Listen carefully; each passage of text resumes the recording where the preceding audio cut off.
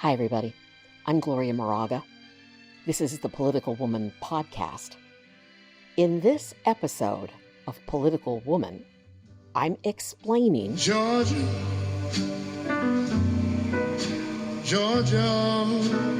Yes, I'm explaining Georgia. Are you confused about what is going on in the 2020 Georgia alleged election interference case? I have been confused. Not always. Actually, I thought it was pretty crystal clear about what happened in Georgia after watching the January 6th hearings on Capitol Hill. And actually, if you're interested, I produced a video on each one of those hearings. If you want to take a look, I'll include the link, but you could go to my website, just at the top under politics. It's there. You can click on that. All right. So Georgia, a big week coming up in Georgia. Today is Saturday, August 12th, 2023. And Trump posted on Truth Social, his Twitter social media site, about Georgia.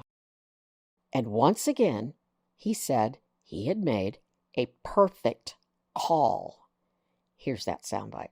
So, look, all I want to do is this. I just want to find 11,780 votes, which is one more than we have, because we won the state, and flipping the state is a great testament to our country, because, you know, there's just, it's a testament that they can admit to a mistake, or whatever you want to call it, if it was a mistake. I don't know. A lot of people think it wasn't a mistake. It was much more criminal than that.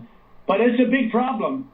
Now, of course, Trump was on the phone with all of his kind of minions, his election minions around him.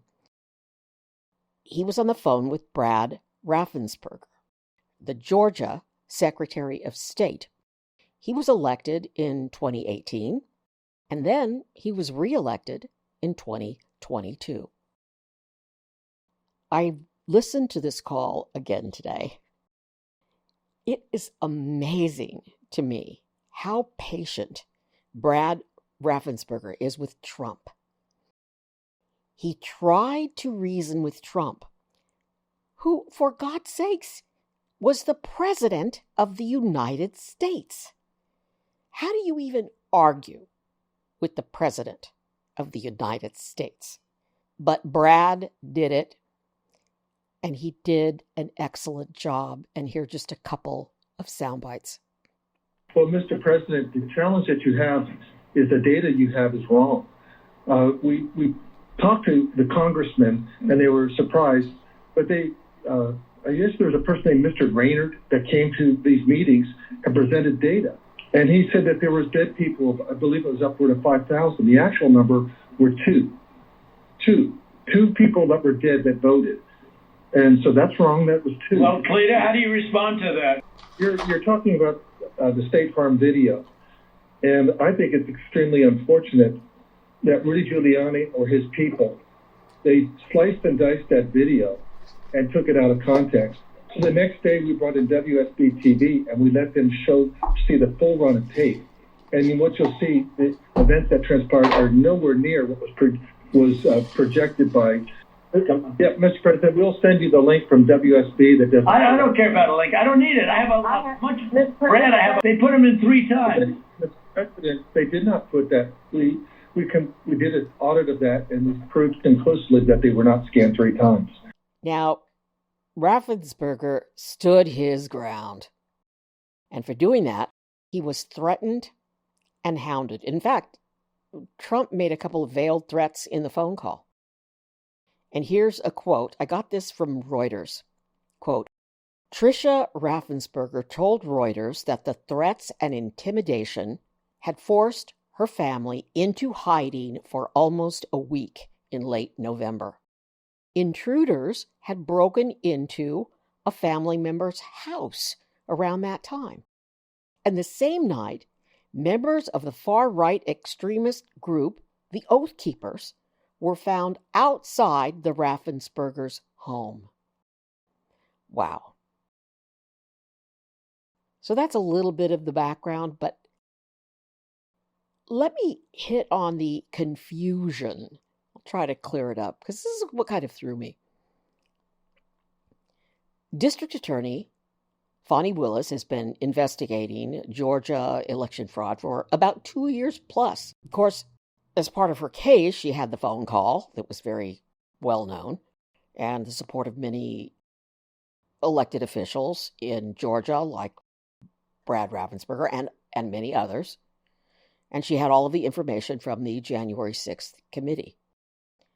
So with all that, she convened a special grand jury. And I'm thinking when I read that, oh, special grand jury. Oh, it's a special grand jury. Here's the definition of a special grand jury in Georgia. Quote, a special grand jury has no set term and focuses on a single topic. So that's a quote, and I'm thinking, okay, so basically the special grand jury investigates. It hears testimony and gets evidence and investigates, but it does not have the power to recommend indictments. A regular grand jury in Georgia has that power. And here's what Georgia law says about that. A regular grand jury in Georgia is seated for a limited duration, one term of court, in Fulton County, that's 2 months. And then it goes on to explain grand jurors hear everything from felony shoplifting to murder cases and then decide whether to issue an indictment. So, yeah, here's what confused me a tad. Yeah, a tad. The special grand jury foreperson, or forewoman, or foreperson, went on TV a lot after she did like a media tour after the special grand jury finished its work.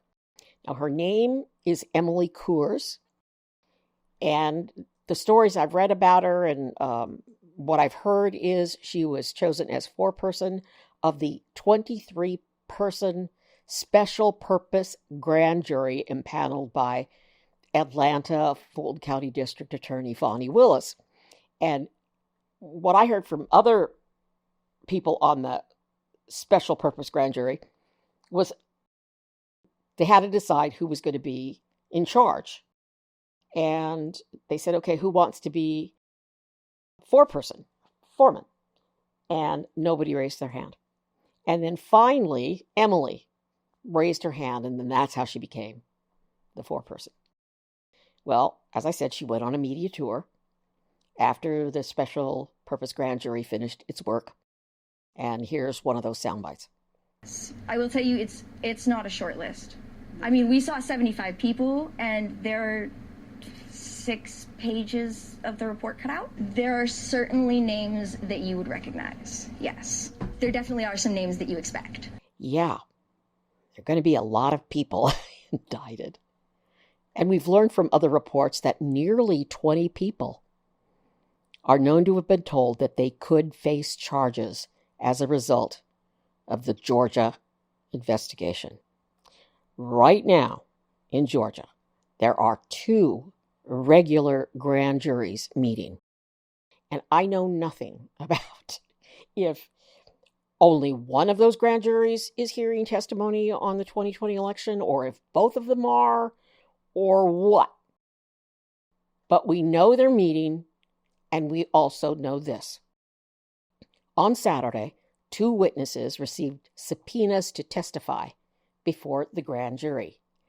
And those people are Jeff Duncan, he is the former lieutenant governor of Georgia, and George Cheedy. He is an independent journalist. They both have said, yes, they received notices today to appear before the grand jury on Tuesday. Now, for George Cheedy, his name is spelled Chidi. I hope to hell I'm pronouncing his name right. Not like Captain Ahab. Ahab, Captain Ahab. I don't know what was wrong with me. I mispronounced his name, but I digress. I'll apologize some more at the end of this podcast episode. All right. Here is a soundbite from George Chidi. I pronounced it 3 different times. He is a print journalist, but he is also a CNN contributor. And let me say something about George and how he became a part of this case. He was just walking around the state capitol in Georgia. And I have done this a lot. When I worked for 5 years plus as a political reporter in California at the California State House, I found some of my best stories just wandering the halls. And when you cover state government, unlike Washington, state government, usually all the meetings are in the Capitol.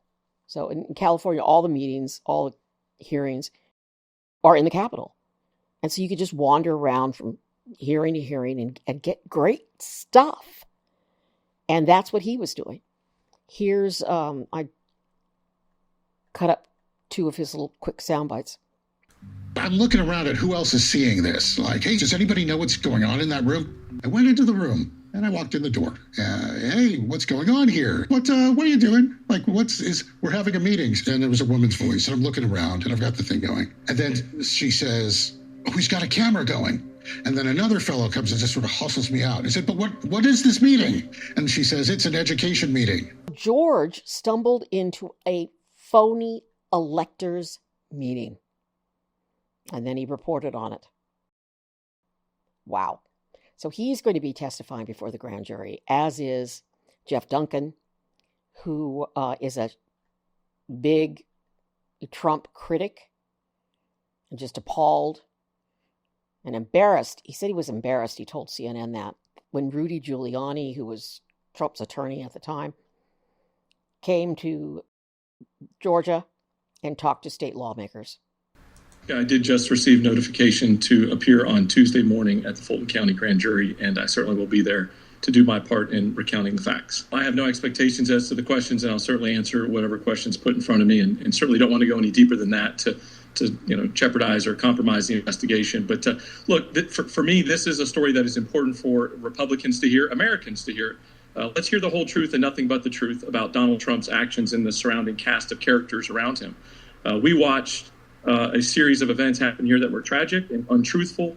And he's got a chance to present these facts and say, hey, I didn't know what was going on. Or I think what reality is going to be is they knew exactly what they were doing.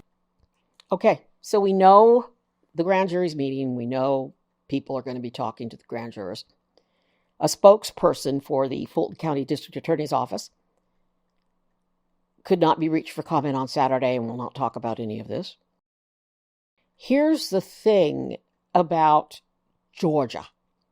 Unlike federal convictions, if Trump is reelected or if a Trump Republican friend is elected president, they cannot pardon Trump if he is convicted of state crimes in Georgia. Here's a quote from Huffington Post. The Georgia investigation may be the most expansive legal challenge yet to the efforts that Mr. Trump and his advisors undertook to keep him in power. We do know, this has come out, that Fulton County District Attorney Fani Willis is expected to spend 2 days presenting her case before the grand jury next week. And everyone says she is focusing on racketeering charges. Quote, I think she is going to tell a story, said Georgia State Law Professor Clark D. Cunningham. The story of how one person at the top, the former president, really marshaled an army of people to accomplish his goal, which was to stay in power through any means. unquote. Wow. 2 days presenting evidence to the non-special grand jury. And then the grand jury will vote. And then we could see the 4th indictment of former President Donald Trump. And if they don't say anything, we know when Trump finds out, he's going to say something. So we probably will know next week. I'm Gloria Moraga, political woman. Please subscribe. Due to copyright laws, I can't end the podcast with Georgia. I think I can play maybe 2 seconds of it. Maybe I'll do that. Again, I want to thank everybody for correcting my mispronunciation of Captain Ahab. Ahab. Please subscribe. Please follow me on TikTok and YouTube. I need your support. Be safe. Georgia.